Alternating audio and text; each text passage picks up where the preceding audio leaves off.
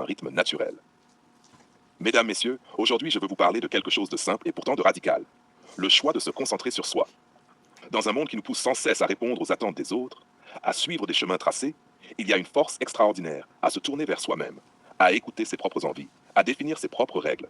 Se concentrer sur soi n'est pas un acte d'égoïsme, c'est un acte de clarté. C'est se donner la chance de comprendre qui l'on est, ce que l'on veut vraiment et comment l'on veut avancer dans la vie. Première partie, comprendre ses choix. Tout commence par les choix. Chaque décision, petite ou grande, est une brique qui construit notre vie. Mais combien de choix faisons-nous par automatisme?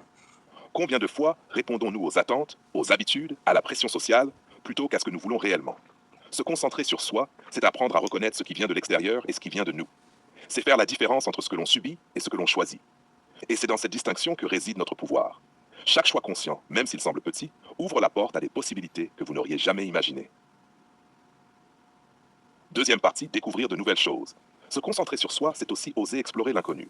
Apprendre, expérimenter, se confronter à ce qui nous est étranger. Cela peut être une compétence nouvelle, un lieu que l'on n'a jamais visité, une idée que l'on n'a jamais envisagée. Découvrir de nouvelles choses n'est pas toujours confortable. Cela peut créer de l'incertitude, du doute, parfois même de la peur. Mais c'est exactement ce qui transforme une vie ordinaire en une vie pleine de potentiel. Chaque expérience, même celle qui semble anodine, peut révéler une facette de nous que nous ignorions. Et chaque découverte nous rapproche de notre version la plus complète et la plus authentique. Troisième partie, prendre des risques. Mais explorer et découvrir ne suffit pas. Il faut aussi oser prendre des risques. Sortir de sa zone de confort, accepter l'échec comme partie du processus, repousser les limites de ce que l'on croit possible. Les risques ne signifient pas imprudence. Ils signifient courage. Ils signifient audace. C'est dans le saut que l'on découvre la force de nos ailes. Et souvent, ce qui nous semblait impossible devient la plus grande source de fierté et de transformation. Chaque risque, chaque tentative, même si elle échoue, est une victoire, car elle nous rapproche de la version de nous-mêmes que nous aspirons à devenir. Quatrième partie, nouvelles missions et perspectives. Se concentrer sur soi, découvrir et oser, c'est ce qui nous permet de créer de nouvelles missions, de nouvelles perspectives. Au lieu de suivre le chemin des autres, vous tracez le vôtre. Vous décidez de ce qui compte, de ce qui mérite votre énergie, votre temps, votre passion. Ces nouvelles missions peuvent être professionnelles, créatives, personnelles ou spirituelles. Elles ne sont jamais imposées, elles sont choisies. Et dans ce choix, vous découvrez une liberté que peu de gens prennent le temps de ressentir.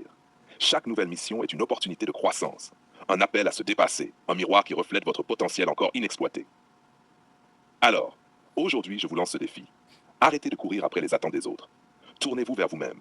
Explorez. Prenez des risques. Créez vos propres missions. Le monde change chaque jour, et seul celui qui a compris sa propre force peut transformer ces changements en opportunités. Se concentrer sur soi, c'est devenir acteur de sa vie. C'est oser être authentique, et c'est s'offrir la chance de se réinventer, encore et encore. Merci.